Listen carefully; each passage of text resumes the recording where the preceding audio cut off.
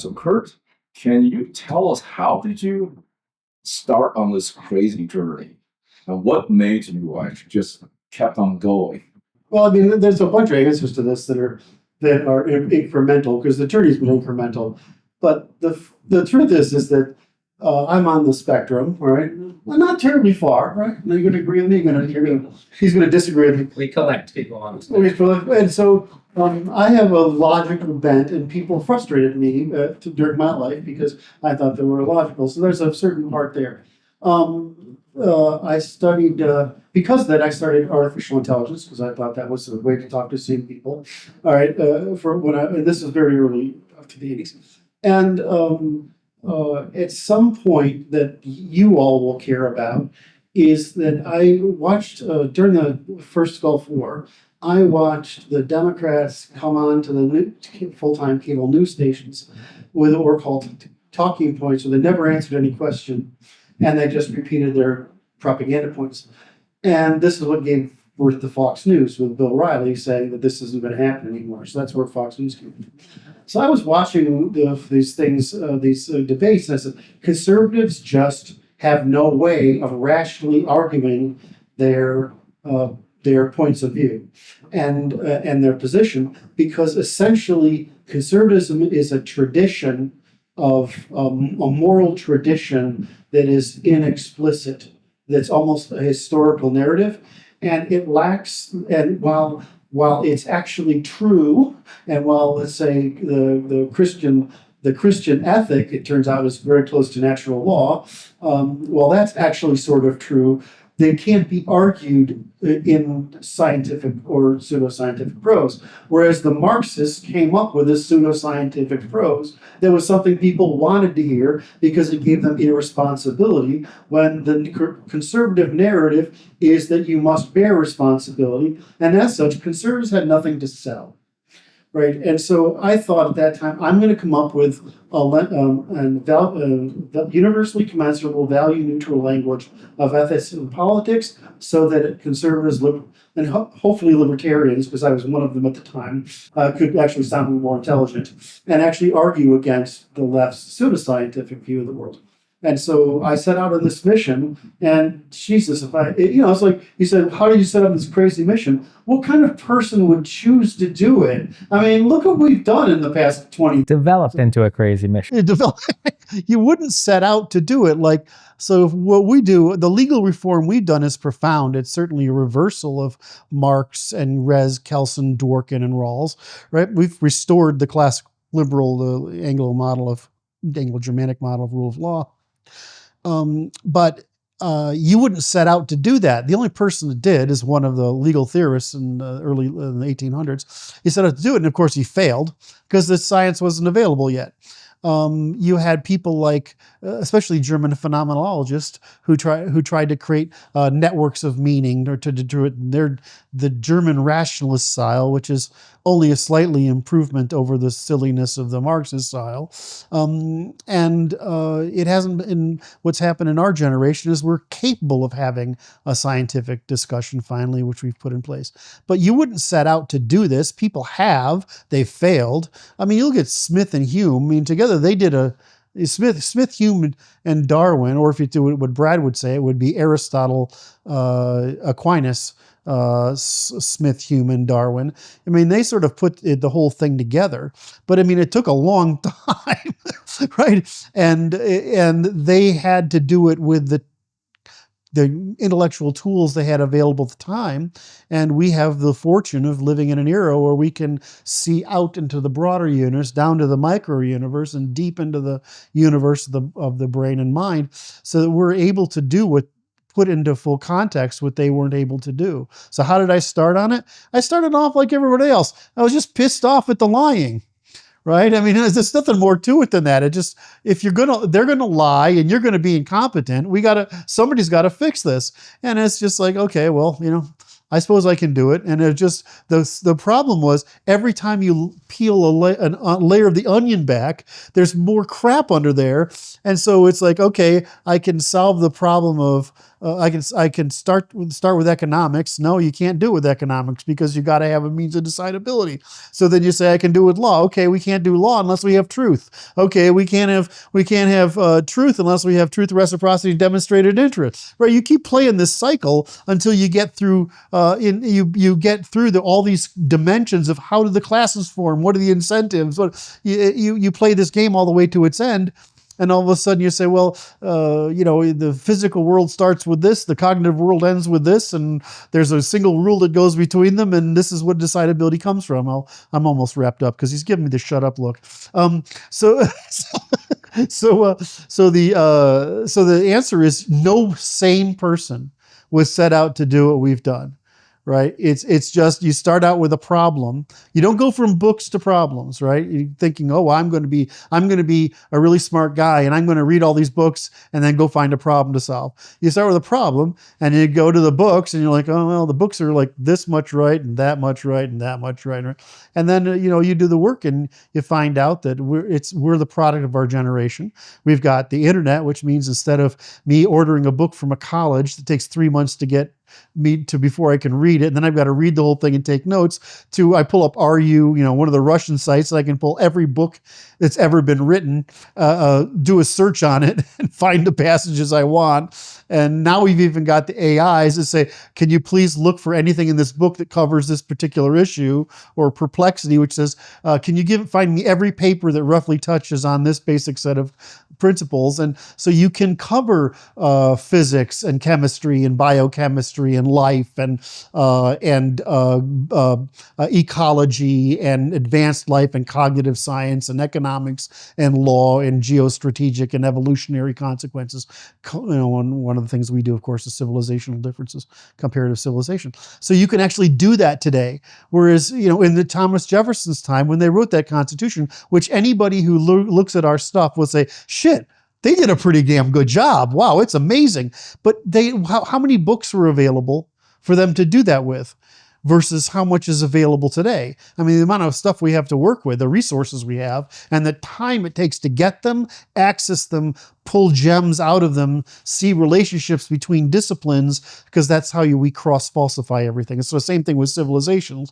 We're always looking at civilizations. Yeah, if they did it this way, then how did everybody else do it? Because what everybody else did, the intersection of those things will turn out to be the answers. The same thing with classes, right? Why are classes do what they do? And it's the same thing with sexes. We just look at how each part of it does its thing, right? Whatever its bias is, and that core influence is what we try to document as the first principle. So it's just we're in a point in time where the frustration was visible. The industrialization of lying was so far advanced. The frustration with the industrialization of lying was so intense.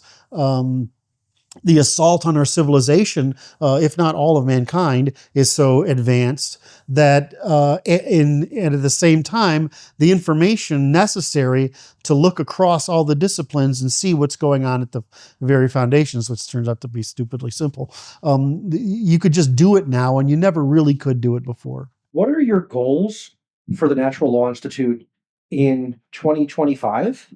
And what kinds of things do you look forward to as you work towards these goals? This is for both Brandon and Curt. And also, what kinds of challenges do you foresee along the way? You want me to go first, or you go first? So if you ask, so the truth is, the strategy we came up with in, 2019 or 2020 or whatever, we're just the same. We stick with the strategy. Mm-hmm. And so we think about it as where do we want to get next year, right? Is that about it, right? Over the next year, 2 years, where do we want to get? Unfortunately, I lost 2 years because of my health. I apologize, right? But I mean, I can't do much about it now.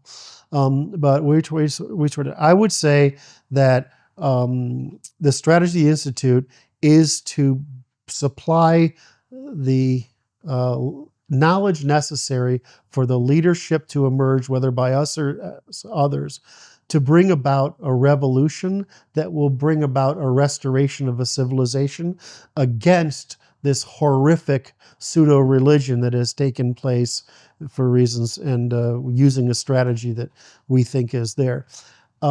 I focus on that intellectual part of it, and view my job as getting it to where we have basically essentially with the equivalent of a degree so that we can produce people who essentially will form an inquisition. Is that the humorous way of positioning it? And I think Brandon is largely, you can correct me if I'm speaking for you, right? You got it. All right. I think Brandon looks at the political side, which is how do we actually get out there, influence people, and work with it. And like, I don't know how to describe it, but it's sort of like being married. Like, I don't know, but it's a marriage thing where it's like, am I on track? Am I in sync with where Brandon's mind is? Right. And so that's what we just do is, right. I'm like, I don't know if you call me when we're out of sync. I don't know if that happens, but I definitely call you when I'm like, I don't feel like I know what's going on, if I'm doing the right thing or not. And we talk for a couple hours and that's it. And I think that's probably the real. Is that about right? 2024. We're gonna conclude our, what do you call, like a performance arc or explanation of what's going on and what people can do about it. And so we're gonna move from this conference style into networking and operations. So currently we have projects where what's inferred from our inclusion is legitimacy. So I want to use the Institute as a legitimacy arm to, but you need a lawful stamp of approval to move forward on any policy position, and so on and so forth. So if you want to be a politician, you'll run, you'll seek our approval to run. That's the position I'd like to be in after 2025, after we start operations rolling and so on. The way we think about it is we want legitimacy to keep increasing our legitimacy by being a legitimizer. And it's not just us, right? We have a very skilled professional in this field who is advising us to do this. He's also advising us to make our conferences bigger, invite more speakers and whatever. But and then we have legitimacy through some legal activism, right? And so that's why I think I'm concerned about making sure we all sound the same. Not that we all say the same thing. This is important. Like if you're good, like Martin and I play all the time. I'm always I'm always messing with Martin because I make a big deal of our differences, but I actually understand where he's coming from, right? I mean, it's not it, but but that contrast is actually valuable. The fact that Noah's more interested in the personal development and family development, the fact that Luke is more interested in that, the fact that you are more interested, that you work in the education and especially mathematics, which I love. So the fact that Brad and I work on the basic underlying science, and you Martin and I work on the law, right? This gives us each a different position. So I don't want it to be like we're all parrots. Right, but what I would like it is if people said the Institute's position, Martin's really good at this, right? So are you, right? The Institute's position on this matter is this, and you can go read our policy on this here, right? That's what we want to be able to do. Yet we want to have everybody apply it to their little bit of the world, right? So I was just talking to the guys out there and saying, well, it's all well and good if you and Moritz are working on the outreach, and I'm working on the intellectual stuff. And so what I mean is, I'm trying to conduct a battle against fellow intellectuals in the opposition, is what I mean. All right, and then when we have Noah and Luke working in the familial stuff, we're not addressing the full market of people who need to hear the message from their point of view. And so I feel like that's the other direction of expansion we probably need to pursue. But I'm going to reiterate, Brandon's always right, is that you didn't smile. I said that just to get the smile out of you so you could nod and say, but of course. But the idea here is that what we're really trying to do is accumulate legitimacy so by incremental means, so that when we do reach our critical mass, we have the influence that we want to have. I want people competent enough to carry out the instructions they're going to get. And without understanding or integrating our corpus, you're not. No, you're not. Yeah. Can we just make a notice of High Lord Pasha over here and his fucking pillows? I mean, does he look like he ought to have chicks hanging around him? Yeah. I mean, you need some chicks and some wine. Josh set this up. So and some grapes to drip in your mouth there, maybe a fig or two. Don't offer things you can't follow through on.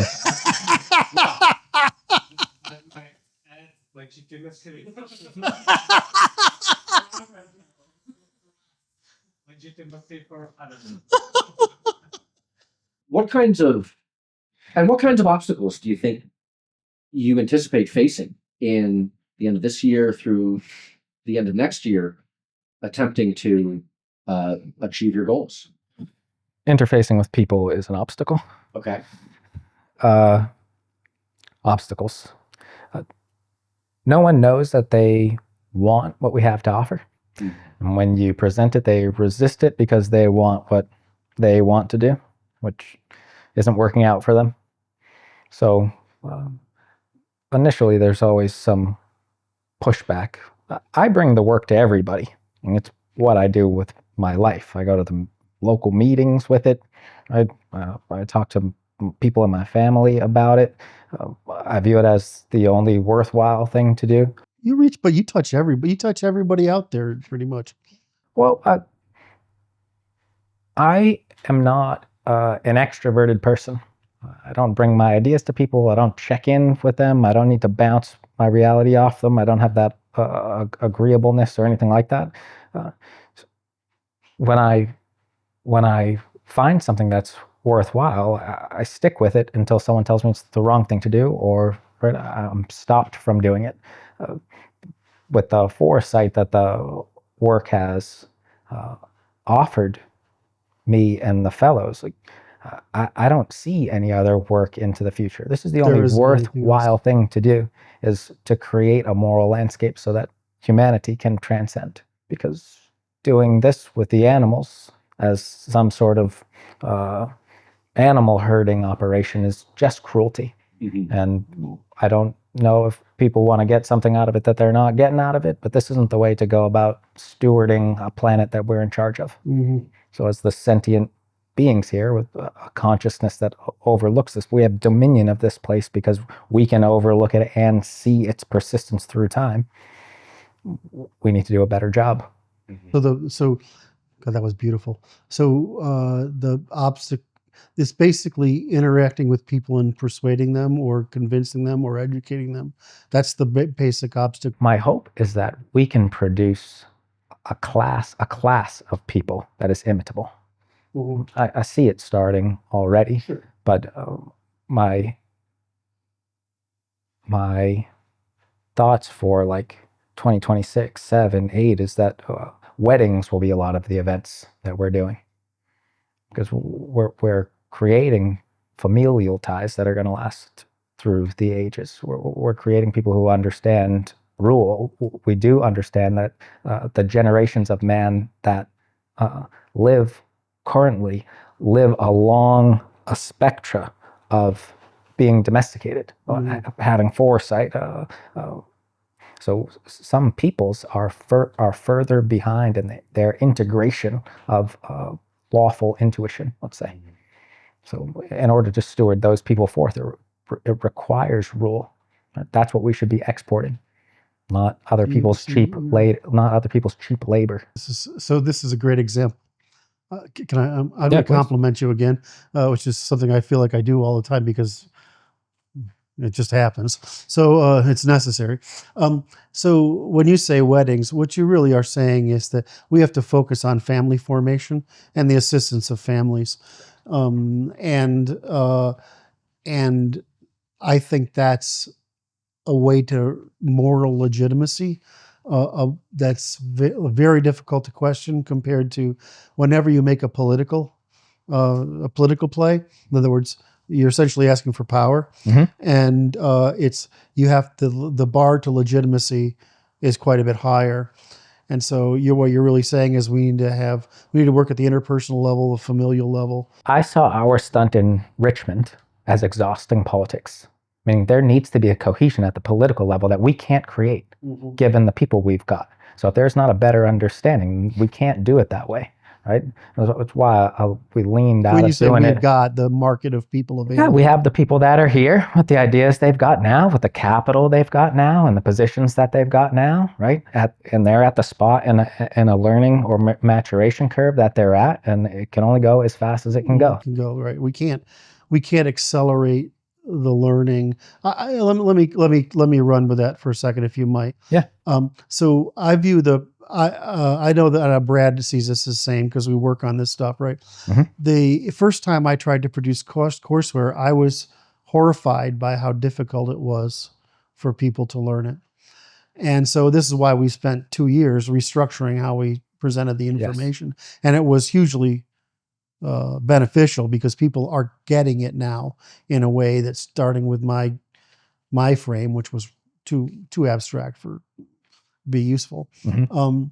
So my view is that we have to be able to produce courseware that's gets a standardizing is the learning arc for enough people that want to be influencers or participants or leaders at some level. And I think we can probably get that done. I just don't think it's going to happen next year, right? And so if we have that, then we can begin to institutionalize it. But so the books get us a sort of intellectual legitimacy, but we need a demonstrated legitimacy, which is the ability to manufacture people that sort of can apply the stuff in some degree. Does that mean they all have to be like you, me, and Martin and the other guys? No, but they have to be able to sort of say, okay, I have confidence that if I went and looked for this answer, it'd be there. We can give them the tools they need to lean on us. So you're a politician. You don't know how to answer a question. You go, I don't know the answer to that. I'll ask the institute and I'll get back to you. Right? You don't have to sell. Well, our legitimizing people affords them to use us to be accountable to, right? As an in-between. Does the people who watch this video understand that this is actually something that's possible? Right. I hope so. I hope that we're explaining it in simple terms. Yeah. Right. You need to understand these things. Other people have done this. Yeah. Right? Well, we are happy to play this role if you want to be a political leader, community leader, etc. It's like if you want to run, you run on a policy platform. We do these things. Yes. Right. And those policies need to be lawful. That's an easy job for us. Okay. So just to help you amplify the point. When we say that this is a policy for something, does it mean you have to do it in this letter? Or when we look at in other words, we're giving people a way to think about making policies, not only the policies. Yes. Right. So it doesn't mean that you must do it this way in your given community. Right, your community may have more this bias, this individual, this more youth, this more family, this more let's say business or industrial, or there's different ways to apply what we're saying. Right, it's not just imitation. We want to afford everyone to do it their way, so long as their way doesn't cost the people around them. As long as it's not wrong, right? As long as it doesn't cause externality, doesn't harm your people, creates persistent. We want you to do it your way. So long as it's lawful, you do it your way. It's better for everybody. We say let 1,000 nations bloom. We mean humanity advances on 1,000 nations blooming. It doesn't on this globalist, this homogenization of everybody. We don't get advancement through that.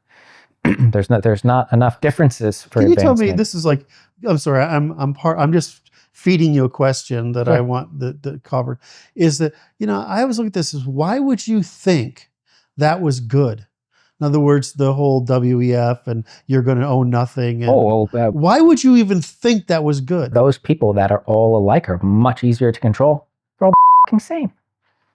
Same stimulus, same habitat, same consumer convenience. That's easy. All the cows are the same. Yeah, so that's a utility thing, right?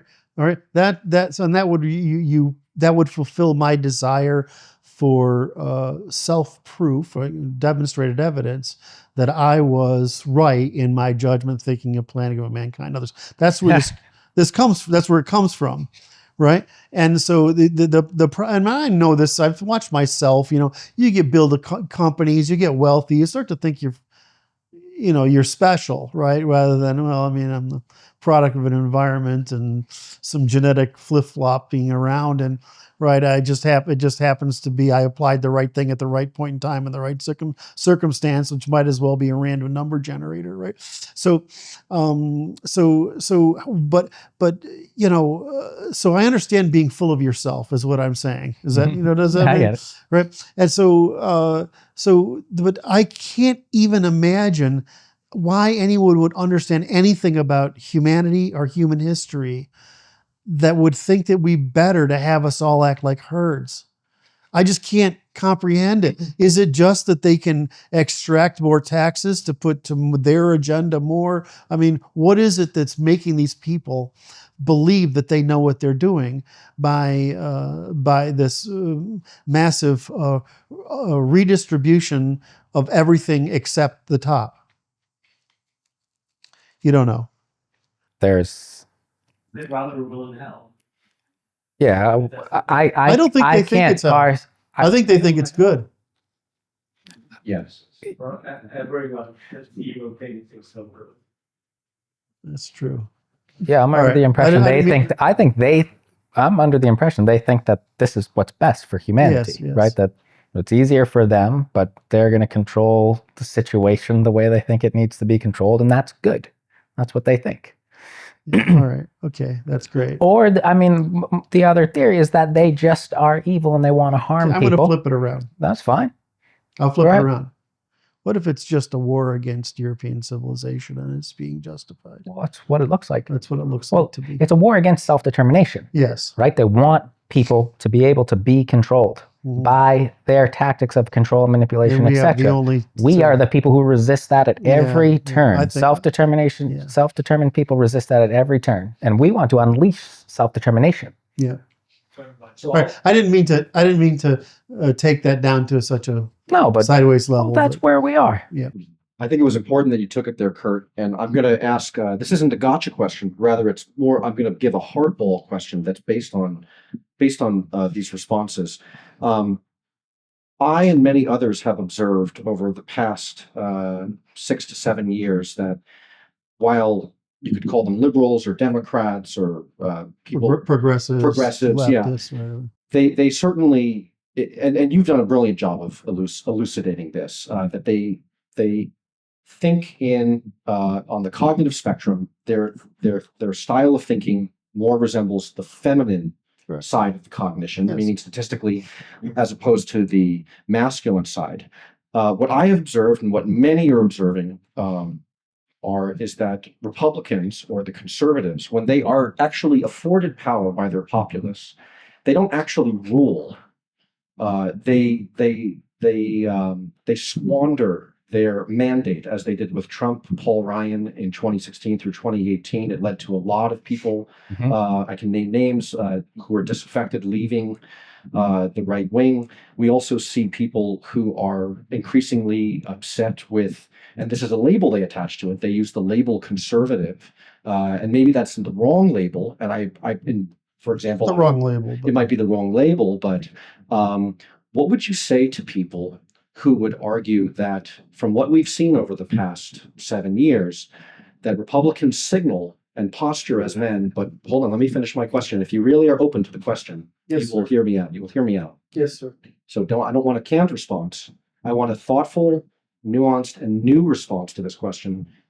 What would you say to people who see that Republicans govern like women, but posture as men, whereas Democrats, although they express their cognition as women, they have no power, they have no problem using power when they have the mandate to use power? How would you address this current asymmetry in the political playing field today? And how would your science help people to sort out perhaps false conservatism from true, or perhaps Anglo conservatism from other styles or imitators of conservatism who are capable of signaling that they are conservative. But when the rubber meets the road, they don't, you've done your job to vote them into office and to give them the mandate to rule. They don't actually take the next step. And I think the reason why this is important in the context of what Brandon, you were speaking earlier, is because it might be the case, and this is I'm just postulating here, it might be the case that one of the reasons why people are so addicted, I'll say, to wanting to be in a herd, to have some kind of identity that lands them in a herd, and why they would go along with, let's say, the Klaus Schwab, the WEF, and the Davos crowd, is precisely because they feel that they are being ruled by such people, and what they're craving is some form of rule. And when they are given libertarian or Republican leaders, they don't actually feel that they are being ruled. I think it's a worthwhile question to explore, because from everything that I've seen in your work with European civilization, the best leaders in European civilization were not afraid to rule when they had the mandate. The initial question is easy, right? But the layers of causality are not, and I might get lost in the train of thought. The first question was, it should be consumers and capitalizers, right? So it shouldn't be conservatives and progressives. Progressive means I'm going to progressively spend capital. And conservative means I'm going to try to build and accumulate capital, because that's basically the sex differences in strategy. The second thing was, and I think the reason I responded quickly, because I think this is well known, and I guess I don't know why my rapid response seemed off, but it's just because it's well known, is that we have a first past the post system. So our parties are not ideological parties. They are dominant and submissive, and second non-dominant parties. And so all that's happening is these parties are vehicles for collecting coalitions. They're not actually conservative and liberal or whatever. There's just a tendency for that to happen. I mean, it used to be until I don't know, was it Carter or Reagan, that the South maintained its prohibition on Republicans because Lincoln was a Republican. So you had conservative Democrats in the South and you had conservative Republicans in the North, and they would work together. Well, that just sort of broke down over time. And so now we have the tendency of the two parties to gravitate to the two moral sensibilities, which is the feminine cognition of the left and the Democrats, and the masculine cognition of the right. And then we say, is it that simple? Well, there's a gravitational pull to have those two things happen, right? I'm not gonna, it's not as obvious as this, but there's two things that happen. But then there's factions in it that are some level of development in following one of those two strategies. So so not only is there this tendency to go this way, there's some sorting of these factions that's still going on. So you still have some labor that's voting Democrat, despite the fact that Republicans are actually the party of labor now. So to think of our parties as conservative and progressive is simply is an artifact of the first past the post system. Whereas if you look at Europe, which they has a multi-party system, I favor Germany's actually. But the English model is probably something we would be closer to bringing about, is that you have this ability for parties to represent sets of policy interests and new parties and old parties to go away, where what has to happen is this, in our system, is this slow wave of factions eventually moving into place. Now, that's bad enough. Now, if you're in these parties, you have a bunch of allies and fund sources that are keeping you in place, and you're trying to fight for control of these factions. So is your policy ever conservative? No, it's whatever gets you the combination of votes necessary for you to stay in power. So the real problem in America versus the UK or Germany, which is two I understand the best. Forget the French; they don't make any sense ever anyway. So is that you get this party behavior, and Germany's is better, certainly the best. Is that you get enough parties so that you have these factions that are working together rather than this artificial structure that forces factions to work within this goofy market that has to constantly adapt to obtaining power some way or another.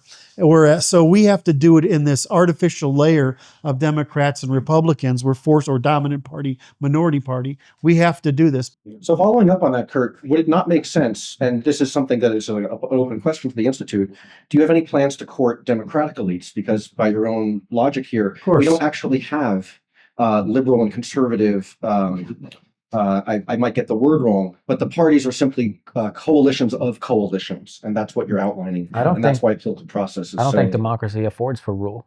Meaning everyone who spoke about democracy in the past it's just war. Yeah, it's just war. It's just war. So you have the Republicans going now, oh, well, these people are a threat to our democracy that we're not supposed to have. It's a constitutional republic, and you have both sides of the aisle arguing for the democracy. And obviously what is in the layer where rule would be, it's just pandering to the people who are worse to get the votes. So it never looks like rule. They aren't maintaining capital. They're trying to maintain emotional stability among the voters. If it is true that the Democrats have no resistance to ruling because they are wedded to a via positiva, it's because they're not. It's again the feminine mind. They are only results oriented. They won't follow the rules. So I mean, and so they won't follow the rules of letting the people decide. Right? They will lie, cheat, steal, whatever they've got to do to make it happen, and propagandize and message and whatever it is they do. And that's what they do. Now they will come back and say, yes, but you guys do the same thing because you got Christian dogma and whatever. Yeah, the problem is that Christian morality isn't wrong; it's just inarticulate, right? Conservatism is actually trying to sell responsibility in a democracy. Tell me how that's going to ever work. Which coalitions and the current left and right, as configured today, which sub-coalitions would you argue are being targeted by the Institute? If any come to mind, and if none come to mind, are there any luminary figures that you guys are tracking that come to mind of types of elites that you'd like to court on either side of the aisle? Well, we know we want to get Thomas and what's his name in here. We'd like to get the Supreme Court because I don't think, the dearly deceased Justice Scalia, who understood 10% of the problem, but he managed to educate the court. I want us to have some vehicle within the court to have a discussion so that we can articulate what's going on, because we've got the other 95% of it, so to speak. And so I would like to have that discussion for the legitimacy purposes. So in that sense, I would say we're interested in that.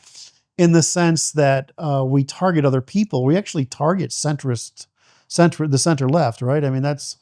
I would say that's the people we sort of like to talk to. I target people who I think can digest our work. Right. So there's good it tends people on not to be center left. either of the extremes, but not for there are plenty of right wingers that get our work, but won't do the cooperative work necessary to achieve the ends, right? And I'm happy to help them create their own polities.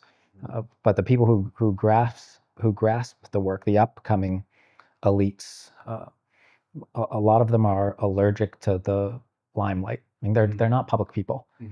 So I use networking and try to find people who are actually playing the game, who don't want their face on things, right? Who can look to an institution or a center that creates policy that we can go, I back people from this here, where they can feel good about coming up behind something. Do you even care if they reference us or not? I don't. I care that they reference the law in the Institute. I don't care about having people's that's names. what I meant. I don't need accolades. I want lawful landscapes. So I got into this to create level playing fields. I see cheating and fraud and extortion and lying everywhere, and I can't escape it. I can't even escape it in regular economics. I coached high school wrestling at a small Division III school in Massachusetts, and the pressures from this place got to me. Oh, you got to put masks on your kids.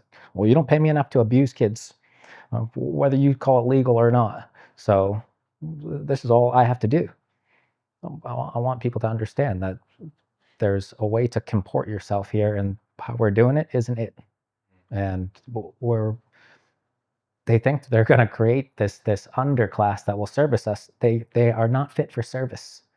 It's beyond them to do. To what degree do you think that the desire for anonymity, or for people like not willing to risk their neck out, to what degree do you feel like that handicaps the overall mission of the Institute? Is that a fatal, not a flaw of the Institute, but rather a flaw in the following of the Institute?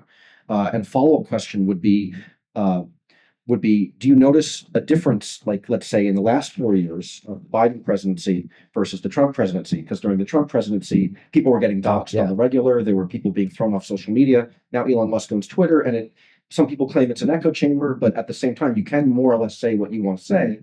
It's the most influential place. There's a few groups of people and a few types of there's the association with us where people don't want to lose their reputation or their associations, right? The idea, they think the ideas are outside of bounds, so it's outside of my character. But there's also the people who are just they are successful, and they're just trying to protect what they have garnered here against all odds, because it was hard for them, and they don't want to be in any place where it's a risk for them to lose any of that. So their reputation, etc. Let me answer. Can I answer it as well? Yeah. So the thing I want to bring up is the work that was necessary for me to do to understand was King of the Hill games. And I don't think people, I mean, Rudyard does this too, right? I mean, it's not like we don't know the technique, but a King of the Hill game is where you ask a provocative question, and especially if it can be interpreted either way, right? You're trying to provoke a response, because we know, and I know especially from economics, that surveys of reported interest in surveys are not worth anything. Demonstrated interest is. So what the great value of social media as a social scientist has been the ability to run surveys, basically tests, where you basically ask the same question 100 different ways, and you try to collect the different ways people respond to it, so that you identify through basically word use what is the common conceptual thread between the different biases that are being expressed. So that's a very provocative, antagonistic process. The second thing is that taboos are taboos for reasons, right? But because they're taboos, you can't talk about the actual information you want that's driving these secondary opinions is inside them. And so I deal with taboos, right? And so what's really causing this taboo, right? So I ask 1,000 questions across so many ways to get at what's the first principle on, because I'm just reducing stuff to neuroscience, right? I mean, it's just which biochemical thing is causing this basic idea, right? And then the third piece is that, let's see, I've gone through, what did I go through? I go through the top layer, then the taboos, and then I go into the core of it all, which is lying. So I'm researching all the shit nobody wants to talk about, and I'm provoking people to talk about what they don't, and I'm fighting them with some position they think I hold, right, in order to basically provoke from them the psychological cause, right, through usually it's just linguistic analysis. Because that's what all psychology is based on today, is linguistic analysis, right? As you get into this thing, and so I'm just down there. So there's a huge body of knowledge in our space that's based on that presumption that what we're doing as a methodology is a belief system. Whereas what we're actually, I don't know, I think we're pretty, we're conservative, but we're centrist, right? I mean, is that we're center right? Is that how you'd position us? I don't. You wouldn't do that. I wouldn't would position us. politically. I mean, Martin is out there, right? So Martin, I'm going to tease you, Martin. He's over for the audience. Martin's sitting over there. So, but even Martin is just a continental. I am the most progressive person that I know, and the Yes. most conservative person that I know. Yes. Right? And I'm for democracy if they're competent Yes, pirates, yes. and I'm for a republic if you have states. But politics, policies have a place, right? We are just in a war, and these people need the law and to get out of our fucking way, because we're gonna drown, literally, Yes. doing it like we're doing it now. Yeah. To what degree do you guys feel like your reach on social media has been hampered by either shadow banning or any other chicanery, let's just call it chicanery, that like freedom of speech but without freedom of reach in Twitter? And this is specifically for Curt, because Curt runs the King of the Hill Games on Twitter to both recruit talent and to get research. Has that process changed in the last 4 years, let's say? Of course. I mean, it used to be even on Facebook, I could play all sorts of games. Yeah, you just can't threaten anybody with violence. But it's like we said in 2020, if Trump loses, and he's going to lose, which is why we took the big swing, is if Trump loses, they're just going to crush. They're going to crush us, and they did. So, I mean, it used to be a lot of fun during the 2012 to 2016, making use of social media for the memes and the NPC shit and all. That was a lot of fun. I mean, I put out all sorts of really naughty sort of little one-liners, like, you know, this is how much rope the United States produces per year. This is how many feet you need for a short drop and a long drop, and therefore there's plenty of rope just in inventory for the percent of the population we have to hang. You know, I would say stuff like that, or I would say violence is a resource that can put to good or ill. I wouldn't say that stuff today, because it's too provocative. So I feel like heavily suppressed. On Twitter, I'm just getting back up to 15,000 followers, but I pegged Facebook, right? Facebook was pegged, and you know, when John came on board, we had 2 million people, right? So I feel highly suppressed, and I know I am on Twitter. I mean, it's amazing. So I feel highly suppressed. But the thing I think we make a mistake about is that Twitter's that important, or the kind of people that are on social media aren't the kind of people that do much in the world. And so we're the 1% of talking people who keep the conversation going. And we're, like Brandon says, we're just conducting wars of differences in prefrontal cortices. So, I mean, I just don't take that too seriously. It's when, you know, you see Brandon go out to meetings, or you go out to meetings, all right, and you connect with other people, you realize this is actually eminently doable. Right? It's the whether you can do it on social media is questionable, which is why we sort of look at it as, how do we develop relationships, and how do we reach through networks instead of rely on social media. I just keep doing social media today, frankly, because I could drop it easily. I do it because it's still a place where I'm going to sketch an idea, and did this fly? Right? I mean, did this come across? Because I know my stuff's fucking impenetrable a lot of times. So I just try to write it down and see if it'll go. And so it gives me an outlet. But I mean, I shut off everything except Twitter, because it's a waste of my freaking time. It was making me depressed too. A lot of people, Curt, to follow up on that, have personal friends of mine have mentioned to me that they feel online fatigue. They feel fatigue in the COVID years of being trapped in they weren't necessarily trapped in their homes, but they were trapped online in terms of having larger social gatherings and events. These conferences have been great to bring people together, and that's been one of the pretty much universal positive feedback that I think people who attend these events, and that speaks very highly of the people here and of the organization. To what degree do you think social media is important going forward for talent recruitment, given that by your own admission, it might be that you have reached enough talkers? To what degree do you think that talent recruitment getting new people into your organization is going to rely less on social media and the talking sphere? Because, as you've admitted, you really have mastered the art of and the science of talking about politics. The goal, one of my goals for the Institute, is that the language of NLI enters every political conversation Sure, on sure, the planet. sure. To what degree do you feel that talent recruitment or the directives of the Institute will be more done offline? All right. So I think it will be that the way I think of these things, because of the businesses I've run, is that I think of all these things as distribution channels. That's all I think of them as. Every distribution channel has some market underneath it, and you want to be in as many distribution channels as you can be with the message that resonates with the distribution channel. So the great thing about the Twitter thing is it's live. It continually updates. It's always fresh.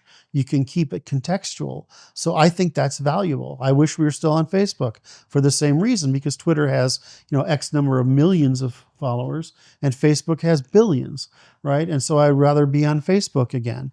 Do I want to be over on, what's the Gab?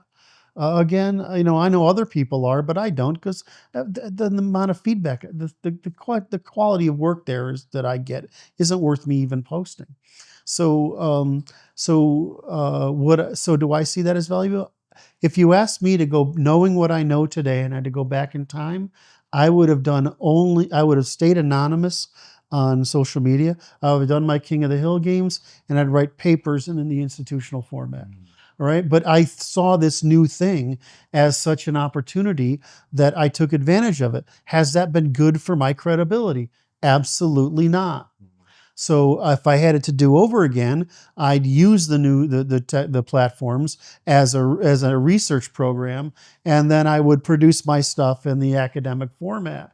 One of the reasons I didn't do that, is that, I've tried to get a PhD, but you can't nobody's going to let me into a PhD program, is for two reasons.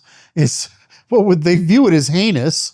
And secondly, is that you can't put together a dissertation committee across that many disciplines. Nobody will do it.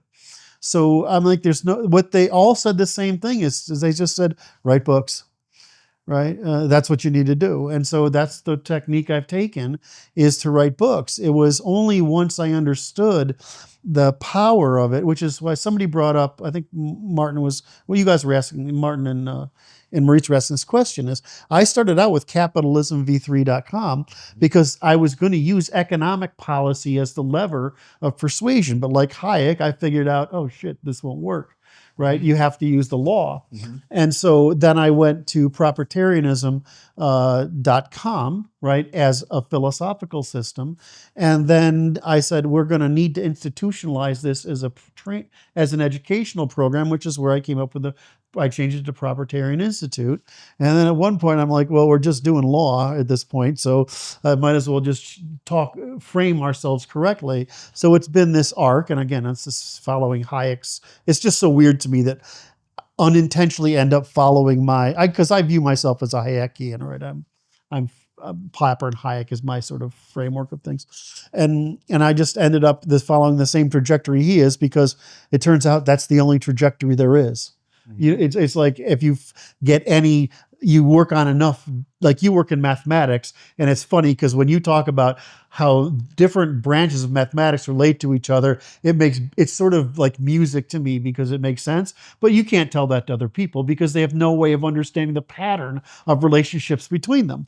Well, to me, it's the same thing with disciplines, is that once you have enough disciplines, you already say, well, they're all doing the same basic thing. They just have some different operators and nouns available to them.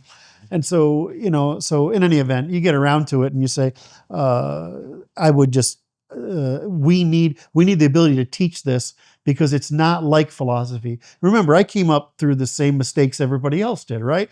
I thought, economics, libertarianism was a really good philosophical system until you realize how ridiculous it is. And Martin is trying right now Martin is daily taking wooden stakes of reason into the corpse of libertarianism, what remains of the vampiric course of libertarianism. Nonsense. But so I came up through that, and I just made the same mistakes everybody else did. I just kept working at it. So, following up on that, what would you say, both of you, to young men and women? I'm going to ask a follow-up question about women, but my first question is, what would you say to young men and women who, growing up, they feel, because they're now, let's say, they've grown up in the education system, they've taken in the media that they've watched, and they identify strongly with the left because they feel that the left speaks for the underdog. Now, granted, we see a lot of counter evidence to that, where the left is now the party of the institutions today. So it is obviously nonsensical to claim that it truly represents the underdog, but that image still persists in many school teachers and many places. What would you say to young men and women who are looking for answers out there, who have a high appetite for truth, but they were positioned at a young age in more of a leftward direction, like you said, the center left? What would you say to them, both of you, in terms of where can they direct their energies and in regards to the Institute? I don't know if I can answer that question. How young? Great question. I'm thinking college age. So they've already taken in the media that they've taken in their teenage years. They've watched Star Wars, let's say, and so their sense of who are the good guys and bad guys is religiously set in their mind. What could you say to any of them? And if not, is this perhaps an impasse, not politically, but just simply in terms of talent recruitment or institute goals? Because my follow-up would be, what would you say to women who, generally speaking, are going to identify on the caretaking end of the spectrum, which tends to place them electorally in the left? I always ask people how their family is. So if you're a young person, I'm going to ask you if you're going to make a family, and how do you plan on doing that? And if you're an older woman, do you have a family, and are you taking care of them, the kids and so on? I don't think that Americans are grounded strongly ideologically. I think they're just spoiled, and they want things for free. So it's not like they have some enemy religion that they're going to hold on to and fight you over. It's like there are better rewards over here. You're measuring your life improperly. You have all these capitals now. You're young, especially if you're a woman, right? You have all your worth now, in fact. Right? These are things you can keep intact. They don't cost you anything. You don't got to go to college to earn them or anything like that. Just biological truth and kindness would go a long way for young people. I don't think they get any of that. I think they get told they can be something different than they are, and they can't. They can be the best version of them. The law will give them that. Are the false promises becoming evident enough? With the gender bending movement, perhaps, because the evidence is so stark and horrific and graphic. If you want to look at it, that it has to be coming to a head in some way. There's a meme going around where people are asking young people who have changed their gender how they gender their pets, and the look on their face when they realize that you can gender it because it's correspondent to the sex of the animal. Like, how come I've never heard that? That's brilliant. I just saw it, so it wasn't like it was my idea, but that they understand that they were tricked as soon as they sex their pet. At least that's what I read on their face. Like, fuck, we could have just known this whole time by matching my biology to the genitals I got at birth. Okay, that's a intense but niche. In other words, that's a wedge question. They're pushing this as a wedge, right? So that's a. But let's take one that isn't a wedge, but one that's meaningful to people. And you start out with the family. Of course, that's where the real issue is, right? They've succeeded in breaking down not only family but the male-female relationship, right? And so let's take that issue of the confrontation, because that seems to be driving an awful lot of behavior right now. Is the final collapse of the male-female relationship seems to be in other words, it's like when I say about our work versus Darwin, right? It's one thing when you hear, well, that's off there in evolutionary history some way. But when you talk about our work, and all of a sudden, and your moral dispositions, right? Now all of a sudden you've got to adapt. yourself. It's not, you've got to think about some remote thing and change your mental model. You've actually personally got to adapt. So I view it as the same thing, is that this brought it home. So is that, could you talk about whether that is having the impact change? In other words, is the message finally being brought home that we can say this is the end result of that hierarchy of false promises they've been escalating? Yes. And not only that, they've taken away everything that makes us great or that affords us to be excellent, because they've created an androgynous competition as you move through your formidable years, where you're supposed to split away from one another, right? The boys are supposed to go with the men and learn how to be men, right? And women are supposed to go with the women and learn how to be women. And we don't do that anymore. We force them together over time and through college, through competition that makes them more alike. And then they'd have nothing to offer one another when they're through. And they go shopping on the sex apps for people they don't have to adapt to. That's right. I'm going to find who I don't have to adapt to the most, because that's easiest for me. And it shouldn't be about being, right now everyone's seeking comfort and convenience and ease because things are chaotic. But we really should be striving to build things that make them not like that, because that's the only worthwhile, those are the only worthwhile pursuit. So you're saying is the effort to make people comfortable and whatever has reached the point of inverse result, which is it's actually making them so uncomfortable they can't adapt. Correct. To one another, to their environment. I'm there's a value of being 65 years old, right? Is that you've been through these generations and you see each one, right? And so it's not like some theory in a book somewhere. It's like you've observed this change going through. And I just, it used to be, like in the 60s, you could meet somebody that was still illiterate. It happened, right? I've met people who were illiterate adults and they were in their 50s or something like that, right? And now everybody is. Okay, well that's a different kind of illiteracy. So you meet people like that. You could meet that. But the thing that really I noticed, I bring up this a lot lately, is that we had different groups. Like there was the kids who were the underclass kids and they fought and whatever, but we didn't dislike each other. It was just that's their group. Yes. And it was the same thing with girls, right? Women and girls, is that we liked each other, and I always tell the story about grabbing Anna Marie's ass back in the 70s, right? And then spending the next year dating her, right? Because you could do that stuff. What? That will get edited out, but I'm glad you're talking. Why edit it out? It's a good example. Because Anne Marie is listening, and she's been praying on the rosary that you would find. She's my age. 2 of my girlfriends are dead. Isn't that terrible? That is terrible. Well, that's terrible. Too young. Yeah, they did. I mean, it's hard life will do it. Bad marriage decisions, right? Bad marriage decisions can kill you. I mean, it's amazing to me. So we liked each other was the point I was going to make. And even in the 80s, through the 80s, we had the Grateful Dead types of things, and then we went into the goth shit, whatever. We all liked each other. That was a thing, but it was more like a personal expression of style. But this hate of one another. They don't even like themselves now. Right. It's terrible. And I'm like, I know when it happened, right? I was watching it happen. The fact that it got this bad was inconceivable to me at the time.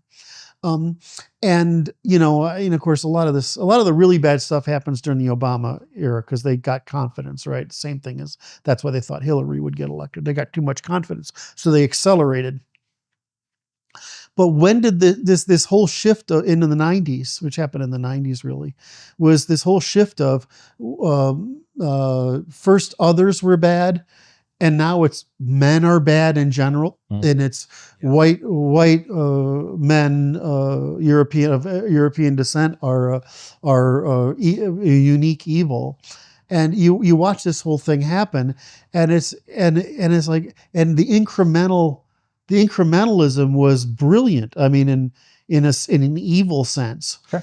But they're always selling the same thing, which is our nut, right? We say it's just they're selling irresponsibility, and irresponsibility sells. Mm-hmm. And so, like when we had McDonald and Kevin McDonald and Ricardo Duchesne and me in New York, right? Tom, who's the Eastern European? Sunik. I was not saying Sunik. We had ourselves our convention. Were you around at that time? You weren't there yet. And so we had our convention in New York, and I said, let's be honest with ourselves. The problem with conservatism and democracy is it doesn't sell, because you're selling responsibility in the end, and people don't want it. They want irresponsibility. So the only solution to democracy then is you can only have participants, people who will buy responsibility. So it turns out that mass democracy is essentially suicidal unless there's some way to limit people to voting for responsibility, which we of course tried to solve some of, but that's the real answer. So I view what they have done, which is bring in an elite that specializes in irresponsibility, to taking advantage of the tendency of women who will almost universally vote for irresponsibility, and bring in immigrants who benefit from voting for irresponsibility, as a war against our civilization that's been this is artfully exploited as the Christian destruction of the ancient world was artfully exploited. And so the problem is, which I'm trying to get to my point here, believe it or not, I have one, is that can you actually use a democratic process? In other words, no matter what we're talking about here, we're talking as if there's an ability to convince people. And I don't think there is. I don't think it's possible to convince anything other than the people who are willing to bear responsibility to bring about responsibility. And so I don't think mass appeal is actually possible when the majority of people will vote for irresponsibility to the point at which they bring about the circumstance you mentioned, which is the total collapse of their ability to be happy, because the irresponsibility that they're living in means that they are agentless, right? They don't get that your agency comes from coordinated networks of responsibility, but you're actually powerless without coordinated networks of responsibility. And therefore the only solution is authoritarianism, which only gives you the right, which is my complaint about South America, to bitch about your rulers as oppressing you, which is the female thing, right? That your rulers oppressing you, when reality is it's you, right? You vote, you don't want to bear responsibility. And so you eschew it to the point at which you do the oppression narrative of blaming someone else, but in fact, your irresponsibility is what generated the demand for authority to compensate. So I don't know if it's possible to convince people. In other words, this is why I say I don't believe that with our only choices left are the court, right? Because maybe we'll get the court to do something. We're going to try, right? Out. We're going to try. I'm trying. Right? If we don't get the court, then we don't have a king, so we don't have a judge of last resort to say, look, we're going to burn the place down if you guys don't do something. The only thing we've got left is the threat of violence that's sufficient enough to bring about the implementation of change. And so that's just, as always, it comes down to men who are willing to bear responsibility. And do you think I want to say that? I'm ready to say it. Well, I mean, it's our job to say the truth, right? That's what we do. But I mean, it's not a comforting story to me. I wish people would just say, you're right. We need to all bear responsibility, because we end up being powerless, agentless, frustrated, and blaming these elites when you just did it because you asked for it every day of your freaking life. So, I mean, I'm a little between, as you know, I'm frustrated because I don't believe democracy can solve this problem, yet I believe democracy of the responsible can maintain maintain the discipline, whereas I'm afraid if we don't have a democracy of the responsible, we end up with tyranny of the fucking irresponsible and otherwise. So it's like there's this happy medium in here in the middle, where you have a majority middle class, basically, that actually participates in the market, that actually will bear responsibility, but you need some group of them to be willing to say this can't be done by. And no, if you're not willing to vote responsibly, that means you're not willing to act responsibly. And what does responsibility means? It means paying the costs of being responsible, and nobody wants to do that, especially women. I only need a small percent of competent men That's to it. follow orders, and So does things that, will turn does that around. sound like somebody says that's a very different argument we're making than we need to be in power because we need to enact this? We're not saying that at all. I'm not going to twist people's arm into being. I can't just come into your house and be like, act this way. Like the people around you need to guide you. So what you're saying is we have to govern with the people we have, right? They We gotta can't govern rule, themselves. but we have to govern with the people we have. But then we can only govern with the people who will demonstrate their capacity to bear responsibility for the private and common, which is the only thing that creates a market for behavior, which produces responsibility necessary to maintain the system of rule of law in the absence of that arbitrary authority. Yes.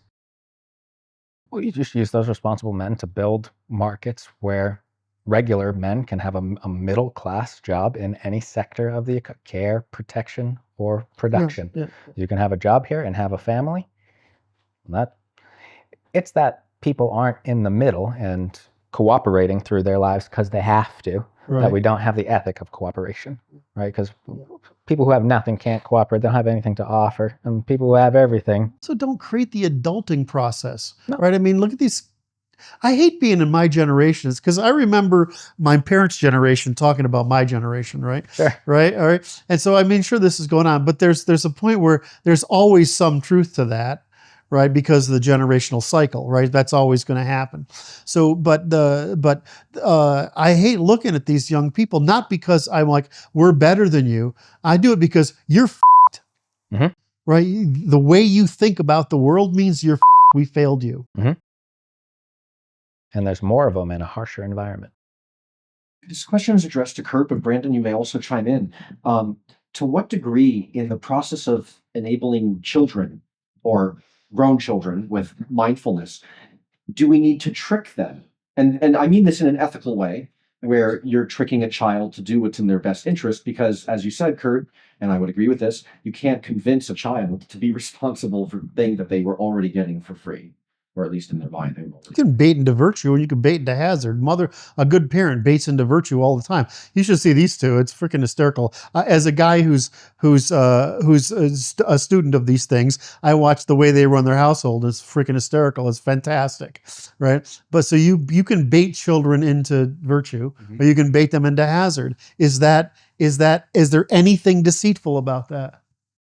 Right. It's because the trick is, are you using any means of influence to create a hazard? Or are you using any means of influence to get you over the neural adaptivity, which you do with stress or behavioral change, to be able to create capital in your behavior? So you're always trying to create behavioral capital in children. Well, at least if you're a decent parent, you are. And so your smile is That's coming. correct. You're trying to create behavioral capital in your children. So if you're using incentives, or the one that's the great example is the tendency of mothers to storytell. In other words, because what you're doing is you're overloading the child's neural capacity to pay attention to its own instincts and forcing you to adapt to yours. So you're actually programming the child with this. But then again, what does the left use? It uses storytelling to achieve the same thing. So it's kind of this two-edged sword. Are you doing it to, who asked me this brilliant, Francis asked me this brilliant question last night along the same lines, are you baiting into virtue, or are you baiting into hazard? And it's really easy. Is there capital increase or capital decrease here? Right? And so a lot of people aren't competent to be parents to bait into virtue unless they've been baited into virtue, trained on their own, and which is one of the goofy reasons why you can see moral transfer between generations. We can tell what freaking crop your ancestors raised in Europe by the moral bias. In other words, we can use the moral, the crop you raised in Europe to determine your present moral bias in your family, right? It's that deterministic because it's not cognitive, it's precognitive, right? And you've learned it through this environmental saturation of baitings. So which is fascinating. So based on your response, what I'm gathering from that is that your program is fundamentally aristocratic, because to be an aristocrat in this context of raising a child, you are exercising power over a child, but obviously for the good, to build behavioral capital in the long term. Can aristocracy coexist with our current American structure of government? Current, and not as originally conceived, but in the current form, can aristocracy form? No, because you're going to get elites. Yeah. You're going to get artificial elites like we have today. You don't get aristocracy. If we get aristocracy, Elon Musk could be running the country tomorrow. Suppose these elites, do you see any pathway where these elites can be incentivized themselves or convinced to try to bait people back into the more virtuous forms of behavior that your law? Smart question. There are plenty of good people in government that are the victim of the incentives necessary to stay in government.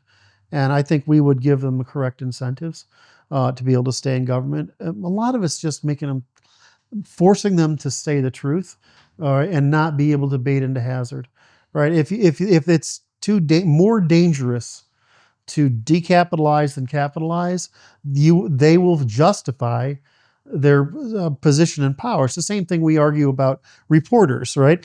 Reporters today are rewarded for basically gossip, right? GSSRM, right? But if you switch it around so that reporters are rewarded for testimony, what'll happen is we'll have 1% of the reporters, but they'll all make millions of dollars per year, right? And so it's not like, I would say, people follow incentives. The problem is, the libertarians like myself, we originally thought economics would be and morality would be a way to do it. It's not. You need law precisely because the only people who are going to adopt libertarianism are the kind of people who would behave that fucking way anyway, right? So we have to be able to create it. You have to engineer an institution, and the only way to engineer humans that we've ever found is you create a law which creates the behavior. In our case, we create the laws that create the markets for the spectrum of markets for voluntary cooperation that incentivize people for continuous sort of responsibility, and to disempower those people who cannot demonstrate or aren't willing to demonstrate responsibility from participation in public forums. So, follow-up question. Great answer. With what you've outlined, both of you have outlined, is that generally speaking, the law functions as the stick in the analogy of the stick and the carrot in terms of teaching people. And it does seem like it's very hard to provide a carrot in terms of how do you incentivize through a carrot, through a sweet treat, if you will, to be more responsible. My question is, we all understand that our mothers, our fathers do offer carrots to us through little rewards, little incentives to get us to do virtuous behavior. Is there, looking at the whole, and I'm asking this question as you have a whole canvas and you can paint the canvas any which way you want. How would you design a master carrot to bait people, even if just mimetically or ideologically, back into a worship of some form of responsibility? Can Christianity get us there? Or will new cultural forms, or perhaps older cultural forms, be necessary to get us there? It's a very open-ended question. You're welcome to paint the canvas anyway. So one of the things I talk about that you and I have touched on outside of this, and that I think is one of the more difficult concepts to master, is that when we were operating at human scale, like human beings conceived of the world at human scale through about 1800, maybe 1750, right? When we looked at the world, we saw the world as by the same means we store information, which is wayfinding, right? So we saw things as justificationary, a via positiva. But as soon as you get beyond human scales of perception, which happened in the 1800s, now you realize that it's not positiva that you're looking for, it's negativa. And so what you're actually trying to do is say, when we have a small number of people with scarce resources and limited knowledge, we want us all to act within concert within some degrees. But when you're talking about markets, right? So there's difference between trade and markets, right?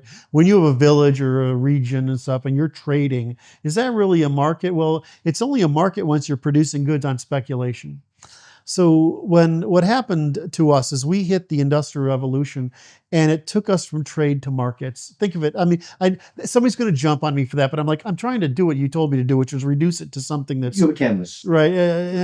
So that's easy to understand. And so what happens then is just like science, you start thinking in falsification, right? So you're saying what things won't work because anything that will work is okay, right? And so you don't go out and say, command economy, produce this stuff. You go out and say, don't do these things and anything else is good, right? Because there's a feedback loop. So what we're saying is we're looking at the law not as a via positiva, which becomes stagnant. We're looking at a via negativa that becomes hyperadaptive. So what we're trying to do is put these are the things that you don't do so that the maximum number of goods can emerge, because we have such a field. It's not like 80% or 90% of us are farmers, right? We have almost all of us not farmers who have all sorts of niches that we can explore and put out. And so what we are really trying to do is take away the possibility to produce negatives so that positives could emerge. And the minute you try to prescribe is the opposite. Prescribe what to do, you end up with it. Now, let's flip that. That's the general theory. The flip side is, what is the natural law? It's basically, we can state it, and Martin and I probably need to work on this a little bit, but we can state it as the positiva like I have in the book, productive, fully informed, et cetera. Or we can start it as the negativa, right? But there's an awful lot of what we can do in the law, natural law, that can be stated in the positiva and the negativa side by side. So is it possible to sell the positiva? If you do, you're going to end up with Christianity, basically. And this is important. This important distinction, okay? Because the law doesn't answer that question of why should I invest in you, or why should I extend familial trust to you, right? And so the question is, can the law do that? It can't. So there is a need for a positiva. There is a need for a moral narrative, right? But the moral narrative can't be incompatible with the via negativa law. So I think it's what I view, I know Brad does. I haven't really worked on this with you, I don't think much, but certainly what Rudyard thinks is that we're looking for a new religion. Now, I thought it would be closer to Stoicism. In other words, that's what I thought it would be like. And I had hopes that, what's his name, Peterson? Jordan Peterson. He was before he sort of had his little episode there, and I don't know what the hell's going on now, but before he had his little episode, he was heading in the direction of Stoicism, a benevolent, optimistic Stoicism. So, but I no longer think that's possible, because that kind of thing isn't accessible to women. And so we need to have something that's more positive. And so I think that will emerge. Over time. But you have to give it room to emerge by prohibiting the religions, the pseudoscientific religions of irresponsibility that are emerging. And so the answer, your question was wonderful and it was insightful, but the answering it is not easy, right? Answering it is, other than sort of, well, I feel like, right? Answering it the way I did, which is that, well, it turns out it's necessary because there's no way to do it otherwise. It makes sense, though, because there are so many pathologies and parasitic behaviors in the population that by outlawing and removing many of those, it does give room for more forms of good carrots, via positiva, that leads people to emerge. And so we might find those competitor religions. Right. So can I add to that a little bit more? Let's take the European caretaking thing, which is bankrupting them. But I mean, right. So, but if you go into the lower classes, they're not as frustrated as ours are. If you go into our working in lower classes, they're frustrated because they see that they're being taken advantage of. They can't put into words, right? They can only sense that they're being taken advantage, and they are, right? I mean, it's kind of ridiculous. And so there is a role for not subsidy but caretaking. So there is a role for that. There is a role for providing what we would call a religious education, and I don't mean religion has to be supernatural. I mean it simply has to provide what you were bringing up, which is the positiva framework that's precognitive, that sticks with you across generations. There is a place for that, and it's going to be necessary. So just as we find in ethics, there's the storytelling ethics, imitative ethics of the parents. Then there's the heroic ethics like parables, and then there's rationalist ethics, right, which is the rule-based, and then there's outcome ethics. Well, that's just an epistemological curve. Right, that's just the story of being child to a wizened adult. Well, the truth is we need means of education across that spectrum. We need to have the imitative parent. We need to have the parables. We need to have the heroic narrative. We need to have the rational arguments, and we need to have the outcome arguments so that people can transcending in their lives. The problem, they can't be in too much conflict. And what we're saying in the natural law is it doesn't matter what grammar you use, which is all those things, what grammar you use as long as it's consistent with the natural law.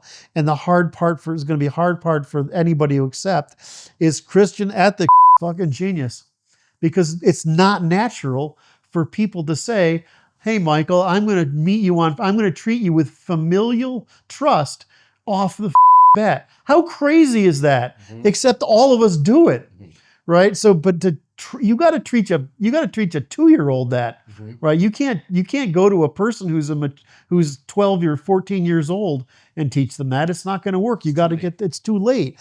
And I got the Mr. Dog trainer here. People are just dogs, right? It's true, right? I mean, they last a little longer. They talk a lot more. It might be too late in the one-on, not to change your answer, Curt, but it might be too late in the one-on-one to remediate the person. But if they could be put into a proper pack of dogs, sure, then they can be remediated. Yeah, to remediate them. So the problem is you can't. It's like, can you use this? Can you reinforce this somehow? Is that if you bring, it's like you add a bad dog to the good dogs, the good dogs get worse, right? Yes. So that's the problem. Is that you need this really beautiful math on this is that the number of people who have to act badly in a society is actually small for the decay to occur. So it's this whole problem of broken windows, right? In any society, you have to catch the broken windows because otherwise you get slums. Right, in any social environment, you have to catch the people who make the mistakes in other words, the things that do bad things, in order to keep the society functioning. So the level of discipline necessary in the population to reduce the cost of having to do that, right, so that it's normal to trust people, right? That's the problem. You've got to suppress so much of the irreciprocal behavior before it's possible for it to be rational for people to express Christian trust. And so that's a hard problem, which is why nobody but us did it. Japanese. Great answer. Follow-up question. Given that there is now in North America and in Europe increasingly so many foreigners who have moved in, there's now increased competition for resources as well as increased competition over what is the narrative of what holds a people together and what the purpose of a nation is and so forth. Remigration is now a very big topic that's trending in the news. Finally, we might add, but if you had a canvas and you were speaking to elites, but you were advising them, in other words, you don't have to speak to the public, but you had to speak to the elites on how to speak to the public, knowing that the public has a lot of both Christian and, I would say, Marxist priors that prevent them from thinking properly about this, specifically thinking that this is an inhumane thing to do. to Right. people to remigrate them. To what degree could you advise elites? And I'm going to feed you a lead here, and you can dispense with it or keep it if you like. Okay. To what degree could American aid that is going to foreign countries be paired with remigration so that it's actually a part of the larger humanitarian effort to put people in their proper cohorts? So, like you said, instead of bringing people to capital, bringing people to North America to participate in this wondrous economic engine that's here, we can actually bring both monetary and behavioral training and capital To other to places. these other places without quote unquote colonizing. You think you could ask a question without needing 5 different answers of a deep complexity? The first thing I want to bring up. Well, I was chosen for this job. Yeah, well, just to get the something off the top. No, I just want to take the top one off first before, and you can redirect me if I get sides. So the first one is, are you trying to converse aristocracy, which is paternal and responsibility producing? Or are you talking elites, which are maternal and irresponsibility producing because they can be extractive? I was not precise to both of them because let's put it this way: they are going to eventually suffer the consequences. Exactly. So how would you talk them out? There's no aristocracy to talk to unless we fix the So it's situation. purely elites. So It's if you just purely had elites. to talk to elites and reach them and say, look, we know who you are, and we know that you're not going to be bear this news in an aristocratic manner, but I'm trying to also make life good for you and protect you. Well, I would say we're going to hold you accountable. Otherwise, Okay. or that's how I would actually say it. We're going to, because that's the only reason they'll change. At the end of the conversation. We're gonna call holding you accountable, which is usually involves either a sharp blade coming down a thing or a bit of rope. You are the master of the Viking stick, but the question is, can you provide for them some kind of a I'm trying to Viking get there. carrot? Okay. I'm trying to. Okay, cool. I'm trying to take this up. And so the nut I'm trying to get to is that how did you say it? How can you get them to accept this reality? Somehow it's humanitarian. There isn't, because they have to take on responsibility instead of gaining status for virtue signaling, and they're not going to do it. And so bearing responsibility for which they will endure criticism, they're just not going to do it. So you can say it's simply a fact. There's this hierarchy is the case. IQ matters more than anything else, and you've already reduced our IQ to borderline second world. Right. The second thing is that because civilizations develop norms, traditions, and institutions necessary for their demographic distribution, that religions are group evolutionary strategies as others.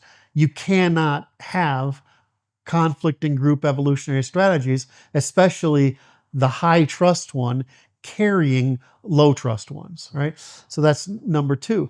Number 3 is the productivity of these people that you're bringing in is 30% below whatever, below the people that we have here. And all that's going to do is accelerate. And so what you're having the compound effect of this decrease in production, the decrease in IQ, and the conflict coming out. And the reason that we emphasize full accounting, which is balance sheet accounting, is to measure all capital changes, which is if we force them to do, it would be obvious how much trillions and trillions of dollars of accumulated behavioral and institutional and economic capital are being destroyed. So you would say that this is just a crime. I mean, the way we put it is, it's just a crime. It's not an opinion. Mm-hmm. It's not a moral disposition. Mm-hmm. You're just engaging in crime. And so, but what they'll come back and say is, yeah, but we gave out all these bennies, and without having immigrants, because we've put all these women in the workforce, you say, well, then since there's this many million out of the workforce, put them men back in the workforce, take those women out of the workforce, and no matter what we have to do to make it happen, and then you'll have but you're not going to have the advanced technological society that has a marginal difference in competitive advantage over others sufficient to create the lifestyles that we have. You're not going to have that with the demographic distribution, with a full standard deviation of IQ difference. It's not going to happen. So it's just suicidal. Can you say that in public? Right. I mean, I don't know. I mean, the way I look at it is, it's the same problem as the democracy problem. You can't sell truth. that is contrary to the profits of somebody in the short term, Mhm. and you can't sell responsibility to people who don't bear it in the long term. So we're basically put ourselves in a position where we've created a deterministic collapse by the combination of failing to suppress the feminine means as of antisocial behavior as heavily as the masculine, by bringing in an elite that basically sells this irresponsibility, by bringing and letting them take over our institutions, by giving women who are the natural market for irresponsibility of the vote, and then bringing in immigrants who are natural. I don't mean all immigrants, obviously. I mean the immigrants that are basically below the threshold. Permanent underclass. Yeah, right. You can't bring those in. That won't work. And if you go to Europe, I mean, Germany's effed. Italy's effed. I mean, this is a really serious problem. Even Poland is not looking good, mostly because open borders allow Poland to throw their IQ points out. Same thing happened to Spain. Yes. Spain is dropping its IQ points into the Germanic territories, right? And so, none of these things that sounded like good ideas were good ideas. It's the same thing with the American. They were so proud of our civil rights era, and it turned out that it was actually a bad idea. So to some, because we are drawing to a close, and this was a really riveting interview, it seems like maybe too many carrots in past ages have been given out to previous elites, and they in this age it might be an age more of sticks. And I just want to thank you, Curt and Brandon. Curt, I will say you've designed the most precise stick possible with which to go after these elites, because your work will guarantee that justice will be served, but at the same time, no one will be punished incorrectly, because I think that's the key to the. Can't we do it? Can we? I mean, they took a little extra. Can we do a little extra? I'm off camera, just salving. I'm ready to go, just right here, but I have to hold my composure together as an interviewer. Some people who need to be more wholesome they can live with. Yes, that might be good branding though. Like the best stick ever created, Curt Doolittle's natural law. Curt Doolittle, created the most precise stick. I love that you're giving me credit, but I want to emphasize there are hundreds of people that have made this possible, right? It's not. I'm just sort of like the filter. All the shit gets through and gets organized into little bits that fit together. Yeah, pretty much. Yeah. Well, Da Vinci evidently had hundreds of people working for him in this workshop as well. Yes. Yeah, he's going on as a Da Vinci. Yep. Yes. That's right. Well, so it's all about organizing people. It's not about doing the work. I can't say that enough. And the way to crush Marx is just that one statement. It's really the value is created by the organization of talent. It's not created by the manual labor that is the product. I actually really enjoyed this, so thank you very much. And you asked really smart questions. Thank you.